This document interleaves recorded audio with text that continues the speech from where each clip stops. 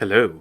In the Crown of Aragon 639 years ago, it was February 22nd, 1387. My name is Jonathan Seyfried.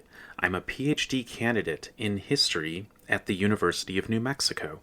And this is the Historian's Notebook, a podcast about how history gets made. Season 1 is titled Molt Cara Companiona. We're looking at a document from each day of the first year of the reign of King Joan I of Aragon and Queen Violante de Bar. Let's begin today's document.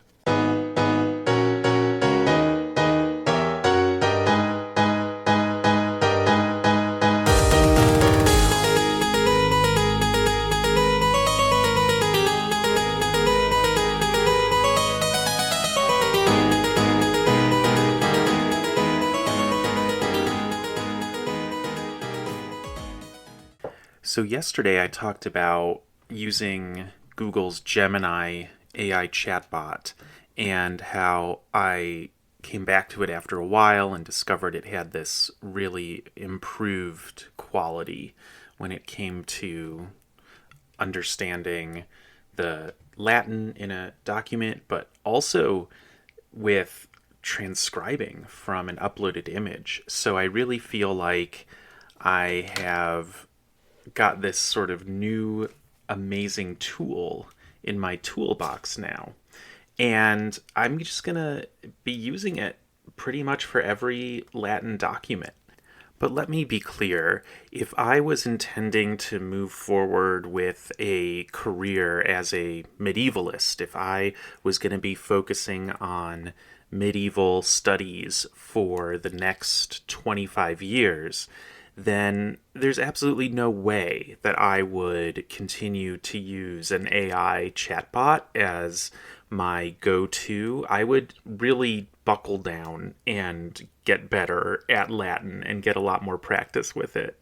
So the whole purpose of this podcast is to delve into different areas of very far apart times and places in order to demonstrate how experts in those fields have accumulated a knowledge base of the history in these different times and places, and then how I can use some of the tools that are now available, such as the large language models and other kinds of technology, in order to really understand their expertise better and to try to come up with something that makes some kind of new insight, all the while really appreciating that the true expertise comes from spending many, many years in each of these areas.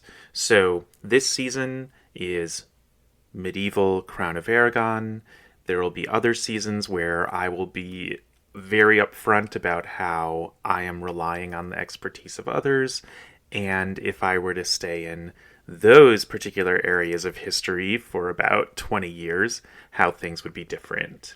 So the Historian's Notebook is about getting started. It's about orienting yourself as somebody who wants to make a contribution to our understanding of the past. It's not about trying to assert expertise. It's about recognizing expertise. All right, all that said, I got a transcription from Gemini that was pretty good. I did need to make some really important corrections. And if you look at the transcript from Gemini that I've put on the webpage for today's episode, you'll see that there were probably about 10 words total interspersed around this document, which is about, I would say, about 10 lines long. And it could really change the meaning. There were times when Gemini got the wrong ending for a word, and it would dramatically change the meaning of the sentence.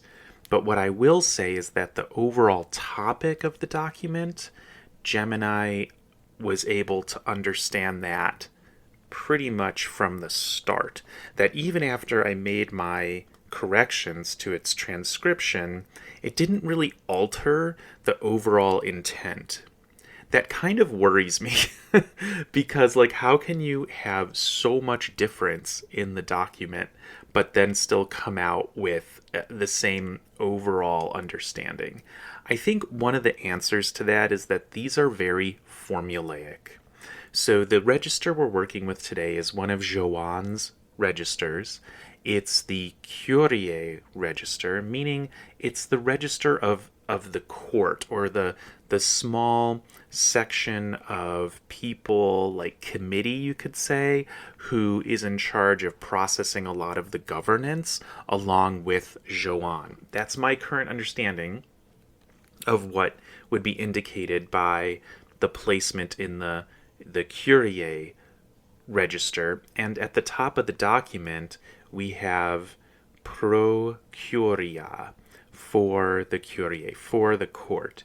So these are matters that are very routine in the sense that the bureaucrats who are operating along with Joan here, they've seen situations crop up like the ones that are covered in this register just hundreds and hundreds of times. And so they're really used to using some stock phrases in order to handle the typical cases that come in. Now, how would I try to recognize something that's not typical? Well, I would definitely need more Latin expertise. I would need more expertise in all of the legal matters and kinds of cases that would come up at this time and get the king's attention. So I do not have the expertise required to understand if there's anything strange or unusual in this particular document. What I do have, though, along with the help from Gemini, is a very secure knowledge of the general topic and a certain knowledge of the place. And from there, further research has revealed a bit more of the context. So let me explain. The first two lines contain the names of, well, actually, yeah, I think two names. And I did get tripped up, and Gemini did too, with the word that follows fidelibus.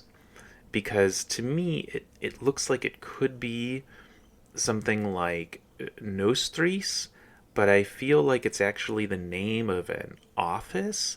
But I'm really having a hard time untangling the minims there. Like, is that the letter M? Is there a V in the middle?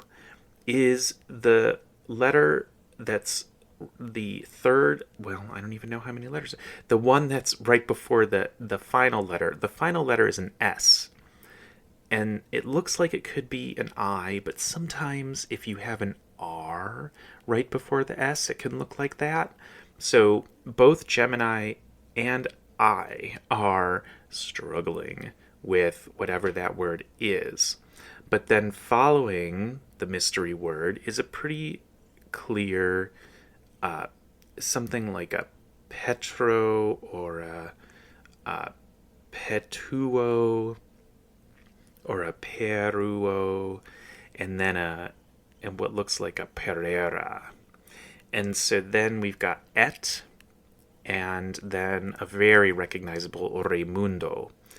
And it looks like Raimundo has a bit of a longer last name, or there's like a little slash after what looks like Vinos, and then we've got de, and that could be more of Raimundo's last name, or it could actually be the start of some kind of phrase.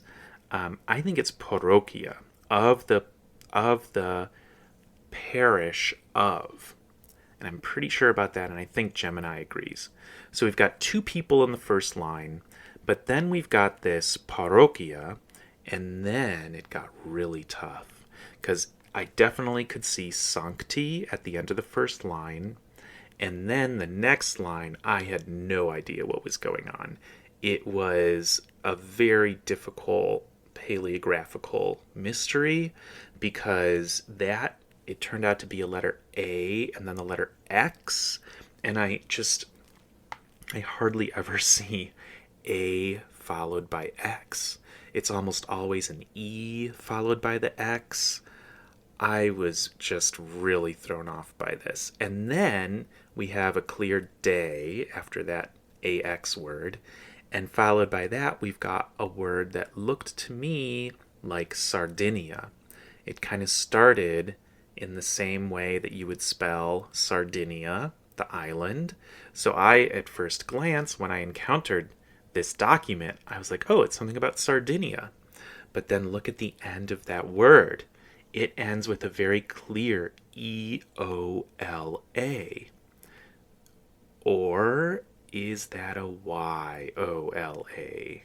I think it's more like an E, but sometimes the Y's can come out like that. Either way, though, if you sound it out, it's Iola. So, CerdanyolaAnd guess what? If I had grown up around Barcelona, I probably would have immediately connected that toponym to, well, it's not too far away, like the actual Catalan Cerdanyola. There is a town that is kind of on the other side of the mountains of Barcelona, but like pretty close. Like those of you who are listening in Albuquerque, it's kind of like talking about the East Mountains. Like you can get there, you go through a pass, and then you get there, and people commute from like, Edgewood into Albuquerque all the time. A little bit of Albuquerque geography. And those of you who are listening in other places probably don't really have a clue what I'm talking about, but that's okay. So basically there's this town called Cerdanyola, and I was unaware of it because I did not grow up around Barcelona and haven't really spent all that much time there. Just visited a couple times. And so it was Gemini that made the connection, and then was able to provide me with some starting points to look at some of the history around Cerdanyola around this time. And I did ask Gemini to connect its information to academic sources, but it does a poor job of that, in my opinion. Like ChatGPT is way better at telling you exactly where it got the information. And I just think Gemini is a little bit like paltry on this. Like it'll give you an article that doesn't exactly seem connected, or it'll give you two articles and one of them is clearly about it. The other one, you're like, what? So I open up these articles and just do a keyword search to try to figure out, all right, can I find where in this article Gemini got the information? And if I can find that, then I will move forward with it. And if I can't, then I just treat it as a provisional possibility. And Gemini was the one that like really disturbed me with hallucination just 3 months ago when I was working on a different project. So I am a little bit wary of some of Gemini's analysis, but I do know that the recent version of Gemini has gotten a lot of positive reviews. So, all right, let's see. What did I find? What did Gemini find, to be more exact? What did I find when I checked Gemini's work? That's probably the best way. That there was some kind of dispute over jurisdiction of this place called Cerdanyola. And what was happening was that there was a lord who had authority over this region as well as others, by the name of Simon de Marimon. Simon, which is like Simon, Simon de Marimon had been fighting with Barcelona, the municipality of Barcelona, over a certain kind of jurisdictional claim that the city of Barcelona would make over nearby towns. That kind of claim was called the queraracha. The queraracha was derived from the word carrer, which is like the street. So if you had a street that connected a town to Barcelona, a nearby town, Barcelona would say, look, this street, it connects, this pathway connects, and so you're now part of the city. And they would try to impose all the various taxation and jurisdictional things like the courts and who rules and who decides and stuff like that on these areas.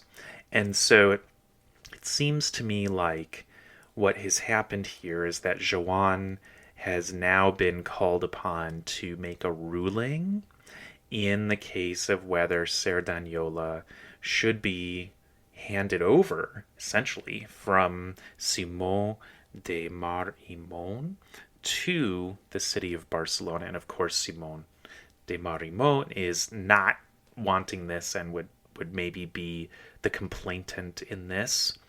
And the purpose of this document, this is where I'm leaning on Gemini's interpretation, but I can see where it got it, because there is this mention of duos dies in the 5th line. What has to be done in 2 days?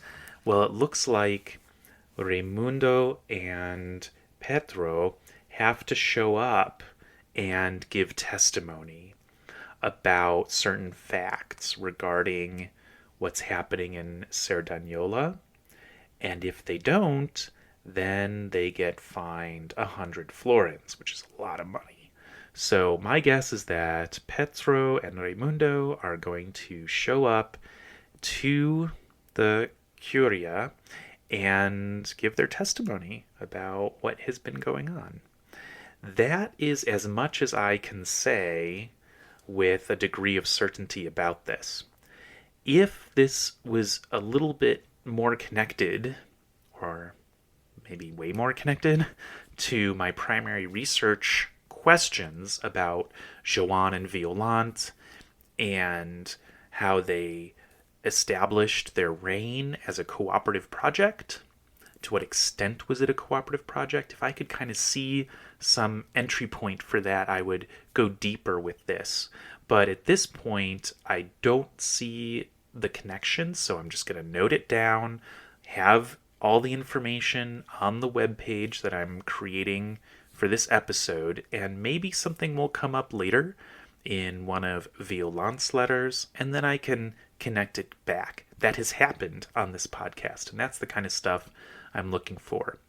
But for now, I feel complete with my process for this document, even though I do not feel complete with my understanding.